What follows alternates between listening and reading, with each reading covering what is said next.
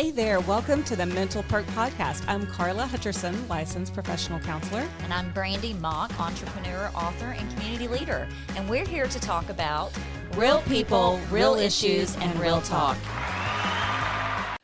All right. Well, welcome back to the Mental Perk. You know what? This is my favorite time of year. And so Brandi and I today are going to spend a little time talking about navigating holiday stress. Woohoo! So these are some issues I think many people really struggle with, is managing that holiday stress. And it's supposed to be such a wonderful time of the year. And sometimes I think we lose a little focus of what it's all about. I think we do, but I think there's holiday stress is a combination though, right? It's right. A combination of, let's say, losing a loved one and having the first holiday without them there. Yeah, definitely. Or your kids being off to college, or, everybody's, it's not like it used to be when we were growing up. Right. So I think that it's full of, spending money. Yes. Am I going to get the right gift for the person that wants it? Is it, there's so much that goes into it. Yeah. Thinking. And I think that today we're really going to focus on how do we really focus on holiday self-care while managing holiday stress. So that's what I think we'll dive into. And I think you hit some really good points that we're going to talk about today. But we're also going to give a couple of examples of maybe things that we can do to help ourselves. So let's dive right into the holiday edition of the Mental Perk. Woo, woo, woo. Y'all, she's got too much in. She loves this subject right I here. do. Like, my house right now looks like Hallmark Christmas movie. Oh, yeah. No, Hallmark Christmas movie, not throw up. Oh. Hallmark Christmas movie. Yeah, I mean, like every inch is decorated, and I'm so excited. Yeah. Yes, it's wonderful. So I have this Santa at home, and he lights up. He's beautiful, and he's just a beautiful Santa. So Brandi was in my house one time, and it scared her. Like, she's scared of Santa. I'm scared of Karla and anything Karla has. So if Santa's there, there's no telling what she's done to Santa to make Santa scare me. Oh, no. Santa's very peaceful. So let's talk about it. Let's talk about creating holiday goals. Let's talk about this. Do you set any holiday goals? No, I never set goals. That's a whole nother episode, people. But really, so tell me a little bit about your holidays. Do you have like traditions? Do you have things? Did you put up a Christmas tree? You know better. Okay, so here's the deal, people. I am in the process of building, right? Yes. And so the old house I had all of my Christmas stuff. I got rid of it all because the new house is going to have new stuff. So I'm in a transitional home right now. So no, I have not done a thing. I've not decorated. I've not done anything. So this year, I'm going to my daughter's house for Christmas. Okay. She has decorated probably like you have at your house. It's just all kinds of lovely decor. And I'll be honest with you guys, and y'all can comment in if you want to, but sometimes it's not bad having a break from having to decorate. It's like you go through Thanksgiving, now it's Christmas, and then New Year. I mean, it's nonstop. So I mean, I didn't decorate. All right. Well, but I love people decorating. out there. I love decorating for Christmas. But I think there's people out there that maybe decorating causes them a little stress. Well, and here's the deal. Not everybody celebrates Christmas. So we'll say holidays, right? So everybody has their own little thing. But no, I didn't do it this year, and I don't feel bad. Okay. Well, then you've already relieved some of your holiday stress. I have. So, but if we think about creating goals for the holiday, you have to really think about, what do you want your holiday to look like? I mean, are you jumping right in and just going to go with the flow and do whatever comes your way? Or are you going to kind of plan it out so that you feel a little more in control of it? Yeah, no, I think obviously planning it out, but how do you walk people through? And I see this, you see this with every family, especially when you get blended families or you get new additions, husbands, wives, from your kids, and they're all spread out trying to go everywhere. So, one way I try to minimize the stress of the holidays is I don't make our family members feel like they have to do it on that day. Oh, yeah. I mean, you can always do it a few days before or a few days after. I think that's a good stress reliever. Pick your own day, but don't make it on the...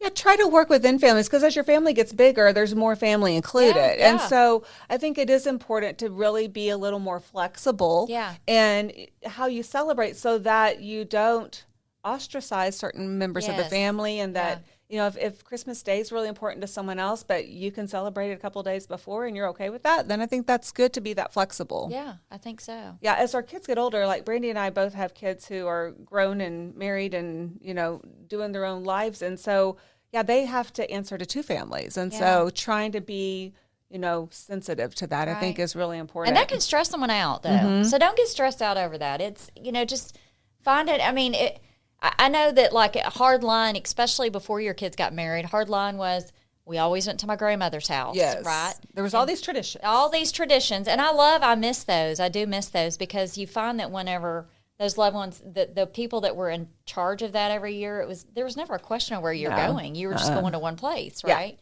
So don't stress out. Make it what you want it to be. Right. Like, don't feel like you have to obligate to this. Make it what you want to be. It's your holiday. I agree, 100%. Yeah, and so I'm a planner, and I like to plan things out because when I feel like I've planned things out, I feel less stress. I kind of know what's going to come next. Now, my sister calls me the dictator. That's my nickname. She is a dictator. So but I will tell you, my holidays run pretty smoothly. I bet you they do with the dictator in the house. I bet you they do. So I do feel it's important if you are that person who's hostessing and you are having a bunch of people in your house, to fly by the seat of your pants might be a little difficult, right? Yeah. So I can understand the people that are coming, maybe they can relax and take it easy. But if you're that person who's hostessing the event or the party or whatever it is, finding a way to set those goals. What do you want it to look like? What is the decorations going to look like? How am I going to prepare the food? Am I going to cater this? Figuring it out what to do ahead of time. And I would say even a month or so ahead of time. In advance. Yeah. You know me. I'm a planner too. And she's a planner too. I've got to have everything lined up. But I will say though, like you just said, let's focus on the smaller things. Let's say, you got your decoration done, you're good, but the food starts to overwhelm you. Yeah. Hey, don't be afraid to ask someone to bring a plate with them. Oh, to yeah. bring a dish 100%. with them. I mean, that just makes things so less stressful. You don't have to clean up so much. They take home leftovers. And you're getting a taste of something that you're not used to cooking all the time by yourself. But make sure that person you're asking is a good cook. I'm not a good cook, so I'm just going to bring something in a container that looks like I cooked it. And if you say it's bad, I'm going to blame it on the store I bought it from. That's very true. She is going to do that. Yes. Oh, definitely. So let's talk about part of our plan is then setting limits. Okay. So what do our limits look like? Like, how much shopping am I going to do? Am I going to have my checklist? What does my schedule look like? Like I said, are you going to cook or are you going to cater? What are you going to spend your time on? And then really looking at what are my days ahead going to look like so that when I get to the day of the actual event or party, I'm not so stressed out that I forget to have a good time. Well, that's the biggest thing right there. Yeah. When you're hosting, it's hard to enjoy things because you're so busy making sure everybody else's, their needs are being met. Yeah, 100%, which kind of opens the door for how do we entertain, be the hostess with the mostest, but still take care of ourselves in this process. How do we still? Martini? Well, that is my little secret. So yes, I am going to have a martini before everyone gets there and probably another one when everybody gets there. But that is true. I do. Not that I'm self-medicating. That is a bad thing. That is not. It's enjoying myself and enjoying something that I really love, which is a martini. But I do feel like we have to really focus on positive mental health for ourselves. And we have to really think about days and weeks ahead of what are we doing to take care of ourselves? Are we incorporating exercise? Are we getting good sleep? Are we practicing good habits? So I think that not letting go, not getting so involved in all the planning for the holidays, but really still doing that self-care, your same routines that you would normally do and taking care of yourself so that when it gets built up and you have more momentum going into the holidays that you have the energy to do it. I think it's important to take care of yourself. I also think it's important to make sure that you're not so focused on entertaining everybody else that you forget to do the things you love. Like, I'm going to watch some Hallmark Christmas movies, or I'm going to watch Die Hard because it is a Christmas movie. We've had this debate before, but I have to watch Die Hard every Christmas. It's just, I got to have that action because it makes me go, yeah, let's get them, And so I got to do that. Sorry, Charlie let's Brown. hit the holidays. But, Peanuts also. That's a different, so. Which one do you watch first then? Well, I usually watch Die Hard first because it's like, yeah, I'm going to get going. I'm going to get these holidays. And then I'm watching the Peanuts as I'm cooking. Like, it's just so much fun with Snoopy. I'm just saying, I love that. So I love all of that. And I've been watching Christmas movies on Hallmark like since October. So. Oh my gosh. Yeah, it really gets me. It gets me in the spirit. It gets me in the spirit. All right. But yeah, I think making sure to do those activities that you really love to do, or if you like to go see the Nutcracker, make sure you buy your tickets. Or if you like to have a nice dinner out and dress up, go do that. Or if you want to go to the symphony, or maybe it's that you just want to put together a holiday puzzle, or do something, or spend time in front of the fireplace. Find things that you love doing and make sure that's part of your schedule. Well, don't be afraid, because I know there's sometimes whenever. Sometimes you just don't want to do the same thing. It's okay not to do the same thing. Yeah. If you want to take a trip and get away for Christmas, do that. I think that's super cool to do that. I think it's a very good idea because you're able to, well, one, you're not stressed when everybody else is stressed. And two, you're able to kind of go, okay, I've changed things. Sometimes changing things up make things a little less stressful sometimes, right? And when we're so involved in all the planning and all the details of Christmas, sometimes we forget like the meaning of the season. So I think your idea of doing something different, like going on a trip sometimes, it helps us to kind of refocus on what the meaning is. Mm-hmm. So I think those are all good things. I can just visualize, because I just love Christmas. But I could just visualize Christmas in the mountains with snow and fire and deer. Or in the snow. Let's go diving. Let's go somewhere tropical. No. Absolutely. Oh, okay. Well, that's you. Let's go She'll dive. come back with a tan. I'll come back will. with sunburn in the Yeah, you will. snowburn. And from the snow. Yeah, exactly. So I do recommend that you do like one relaxing and one pleasurable thing in the days every day leading up to Christmas, like maybe a week or so before. Make sure you got that incorporated so that when you are in the momentum of entertaining, that you have kind of filled your own cup in a way. So I think that's important. Yeah, I do too. Yeah. Let's talk about things that trigger mental health. Well, the stress of, just having to organize everybody else's calendars around the day of the event that you pick. True. That's very true. I do not like people that show up late to events. Yeah. Especially have a certain time to eat. So all you late goers out there, think about that. No, but seriously, though, like when you've got something planned out and everybody's supposed to sit down at a certain time and eat and drink and enjoy each other's company, and you're waiting on one party, I'm like, just do it without them then. Yeah. Because, everybody else has been here on time. So that gets stressful. Yeah. There's a difference between causing a meal to be late and making a grand entrance because you got a really great outfit on. I think those are two different things. So. Of course you do. Anyway, listeners, you knew what I was talking about, okay? There are those out there, okay? Yeah, you Not don't want to Karla. make someone's meal late. But yes, can you arrive a minute or two late and kind of make a grand entrance? Yes, you could do that. We all know what she does. And then I think there's a lot of financial burden on That people. was on my list. Was and it? I do have a list, by the way. Yeah, she does. So I do feel like, financial burden is huge because a lot of times we can really put ourselves in debt over the holidays. And I have to think, do we need to do that? Well, here's the deal. The purpose of celebrating, to me, of being, first off, I don't ask for anything from my significant other for Christmas. Right. And neither does he. Right. To me, the gift is just spending time with your family and being with each other and being Getting able to back catch to up the on things that you didn't get to do throughout the year. Yeah, back to the reason for the season, right? I love giving. Yes. So I'm going to buy gifts. Yeah. And I'm going to give gifts away. I'm not a very good receiver. Yeah. So I think, people tend to, like you said, we get out of the whole, what is the reason why we're doing this? Mm-hmm. And, before, when we were growing up, I don't know about you, when we were growing up, of course, you loved getting the gifts. But I also love time with my family. Yeah, I think that's one of the best things about Christmas is being able to really focus on family and time with family. think that's so huge.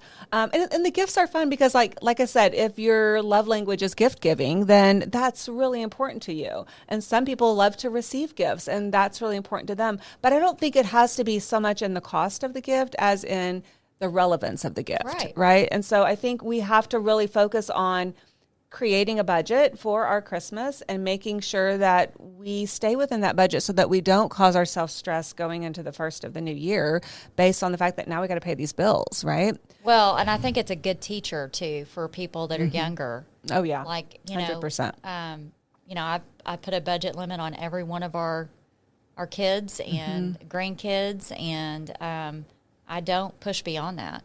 Yeah.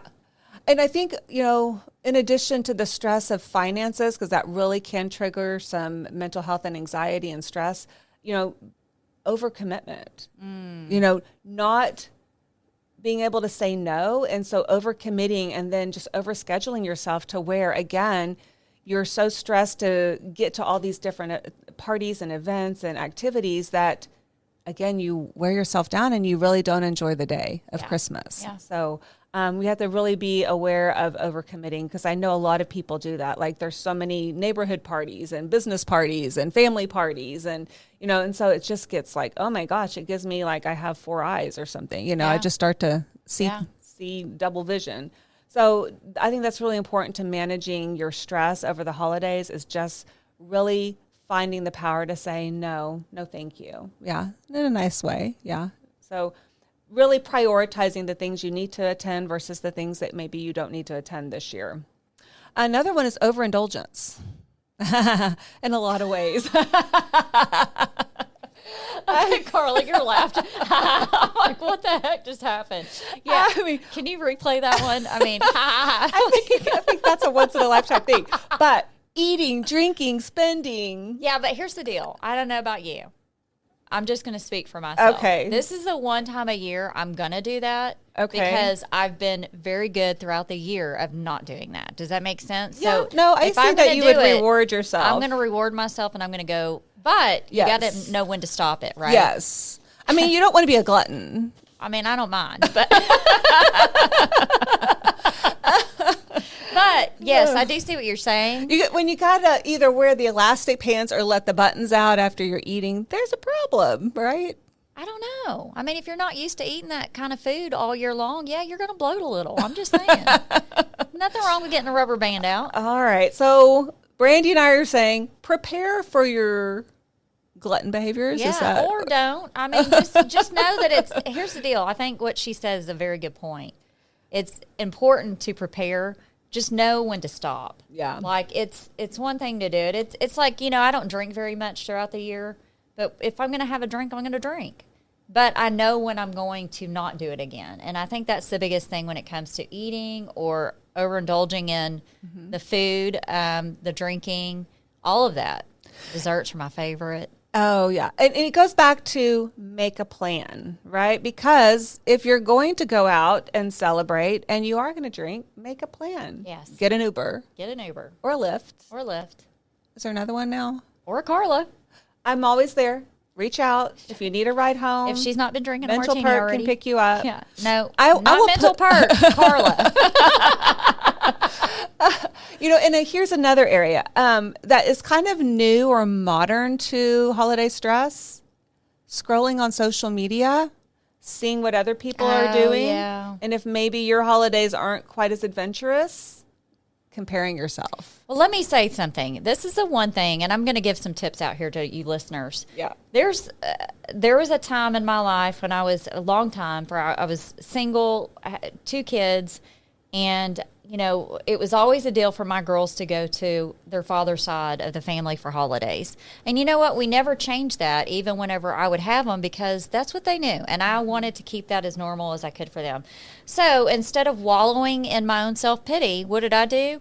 I went and served the homeless people, and I did something active that gave back to the community. Why did I do that? 1, because I didn't have much family around at the time. But 2, it's not just about you. It's about making others. And to me, I felt like when I made other people feel better and knowing that I was contributing, it made me feel better. And, Brandi touches on something very important because it also made my list, but it was down the way. So At the bottom. It's like she has osmosis thinking. Yeah, we kind of think alike in do. a lot of ways, but it's super important. And we're going to go through those very things about, when you don't necessarily have your family around you, or you're in a new area, maybe you haven't developed the friendships that you want to, that you need to really give you that support. What do you do, and how do you get through the holidays when things aren't as ideal as you want them to be? It can be hard. It can be really hard. Or maybe just like she mentioned, you're going through a new divorce or something like that just kind of leaves you in a place where you're just really not feeling the holiday spirit and you're feeling really left out. So I think that's super important to look at ways that you can connect with people, and we can kind of jump right into that. Let's do that. She talked about volunteering. That was one of my biggest ones that I was going to say is being a part of your community, volunteering. There's so many volunteer opportunities this time of year, and it's so needed. I mean, even just going to a children's hospital and holding babies who are in the hospital, or, talking to families and making sure that they have what they need for the holidays. Yeah. So those are things that are super important, or feeding the homeless and hungry, and helping people just find ways to celebrate, or giving gifts, or handing out blankets, or things of that. Right? The holidays are bigger than you. So many ways to volunteer, or even homeless animals, being able to go give them some love on Christmas is another big way. So I think really doing that. And then also finding ways to, maybe you moved and started a new job, finding ways to connect with your coworkers, thinking about activities that are around, really connecting with friends. And I think we give social media and technology, so much grief sometimes about getting in the way of relationships. But in these situations, I think it can really play into being part of relationships, because you can FaceTime family or friends if you're not around them. So being able to enjoy in some of the celebrations, if you're not physically there, you can be virtually there. And then also, too, you're saying that, but I want to make sure I don't forget about this, because we all know I don't have a brain capacity of remembering much more than what I just said. But what I was going to say is, a lot of people, whenever they go out of their way, guys, to invite you to join them because they know you're alone, don't be afraid to accept it. I mean, if they didn't want you there, they wouldn't invite you. Exactly. Right? So exactly. take advantage of that, because you may find that it may be the best holiday you ever had. And don't worry about being a third or fifth wheel. It's okay, because again, what Brandy's saying is, if they invited you, they want you there, and they want to share those moments with you. So, do something different and say yes in those situations. We just talked about being able to say no, but in this situation, being able to say yes is also a positive. So I think that's a good thing.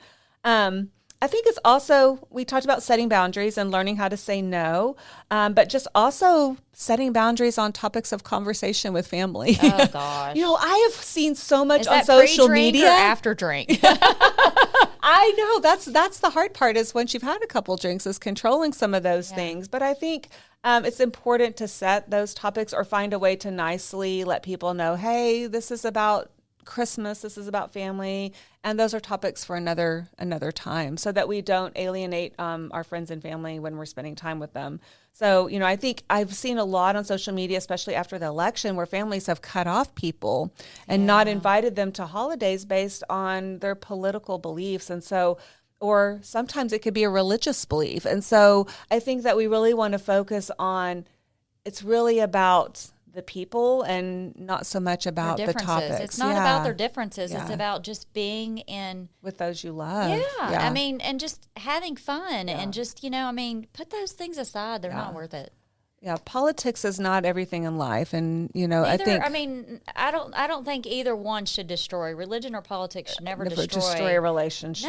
No, I don't. And I think there's so much we can learn from each other. Well, I do. I think if you're one of those people that are separating yourself because of someone's political or religious views, I think you need to probably do some self-evaluation. Yeah, I think really understanding why that is, or why you're making those decisions. That's a non-LPC. But the LPC does agree with her that, maybe some self-reflection on why you're feeling that way is a good thing to do, or finding, a therapist to talk to that kind of work through, the value of those relationships versus the values of maybe your beliefs. And so those are things to really kind of dive into and figure it out, because in the end, those relationships are going to get you through so much more. Yeah. So I think that's important. Also think about looking at your plans for last year and thinking what worked well and what didn't work well, and maybe some changes I can make. I think it's important to have traditions, and traditions are wonderful, but sometimes it's neat to get away and start new traditions or find ways to incorporate new traditions, especially as your family grows. I think that's important. For sure. To really, I like to see too kind of what my daughter and son-in-laws, what are some of their traditions and what can we throw in to what we're doing so that incorporate it into yours, so it makes them feel more. Yeah, it makes everyone feel at home. So I think that's a good thing to do. So we also want to reduce the need to be perfect. Like, I like to be perfect. I got some perfectionism in my, my buildup. I don't know. I do. In your genes. In my genes. It comes from my genes. Yeah. But I do feel like I do like things to be perfect, but I really have to work on, it's okay if it's only 80%, right? Yeah. It's 80% good, 20% maybe not exactly right. What is getting stressed out and upset over it going to change? No, it's going to make the situation worse. Yes. And then it's going to go from 80% to 60%. And then you're bleeding that off to other people. Oh, yeah. And it just, they can feel the tension. Yeah. Yeah. We talked about gift giving, making sure it fits with your values, making sure it's not about one-upping or oh my gosh, keeping up with the Joneses. There's so many one-uppers. Who are the Joneses, by the way, and why are we keeping up with them? I don't know. We don't care. We don't really care. When they die, no one's going to know. Who cares? Yeah, I think it's important to really also differentiate what is holiday stress and what is our real mental health challenges. So, one way to look at that is holiday stress is very externally triggered, right? And mental health challenges are more internally driven. And so really, if you're starting to feel that pressure, that anxiety, the mood swings, really look at what are the triggers in that. Is it more externally motivated? Because that's going to be more of a temporary holiday stress situation. Or did this start maybe before the holidays and it just built up and increased with the holidays? And in those situations, definitely finding a way to process that, work through it, finding a therapist or a mental health professional that can help you kind of analyze that situation. But looking at really, is this something that I'm dealing with more internally, or is this really driven by the external factors? And so understanding the differences between holiday stress and real mental health challenges. So I think that's important. I think just really embracing relationships, finding connection. We talked about that. And, family doesn't have to mean biological. Family can come in a lot of different ways. Oh my gosh, y'all! Half of my family is not my biological family. Yeah, it's you, it's my family, it's my friends that love me, and So I think it's important to not define like, oh, I'm the only one without family. Find where you belong. Find a place of belonging. Find a place of acceptance, and that's family. Yeah, that's really what family is about. Investing in happiness, we talked about that, doing activities, finding activities to do with those that you love. I have a blast during the holidays because I love games. Oh, yeah. I love games. So one of our biggest game is the cellophane wrap game. Have you ever played that? I don't think I've played that one. Oh, my gosh. It's a dice game, and you wrap these gifts in cellophane. Okay. And then you roll, and you keep rolling until you get doubles, and you get doubles. The person steals that from you. You're unwrapping until the next person gets doubles. And every time you unwrap something, a gift falls out. So you could have a big cellophane ball as big as this table, and you're unwrapping it constantly. Oh, and that sounds so fun. You may get a $10 bill. You may get a whoopee cushion. You may get whatever, right? But it's just a fun game to play. Yeah, no, that sounds awesome. We always do bingo, and so everyone brings a big bingo gift, and so we just play rounds and rounds of family bingo, and it's a lot of fun. Yeah. So we do stuff like that, but I think just finding things that bring happiness that are with your family and friends, I think that's super important. The main thing that I really want to stress at Christmas time is be present, be mindful, stay in the moment. Don't think so much about the past, especially if the past brings up sadness for you, or thinking about the future and, being good enough. Really focus on being in this moment, embracing the memories that you're making that day or during this season, because I think that's super important for us to be present with our family and not be so focused on the past and the future. I think that's the way that we really find value in our holidays and really can can really make them more meaningful. So I think that's super important. You know, the holidays are such an amazing time. I love this time of year. I love this weather. I love everything about it. Yeah. And I just think, you know, finding a way to minimize the stress. Yes. Knowing it's going to be a little stressful because it's always going to be busy, stressful. Yeah. but not letting the stress overtake. Dictate your outcome. Yeah. Yeah. And your happiness. Yeah. Right. So that's really what our Christmas message to you is today. We love you guys. We love your support. Yes. We love what we do. We take mental health very seriously, and it impacts all of us in so many different ways. But you are what's important to us. We want to make sure that you guys know that You're worthy. You're worthy. We're going to do that again. We so missed that one. Yeah. But we want to make sure you guys know you're worthy, and we're in this together. If you or anyone you know is struggling with mental health issues, please reach out to talk to someone you trust. Get connected to a mental health professional who can help you find ways to cope and ultimately feel better.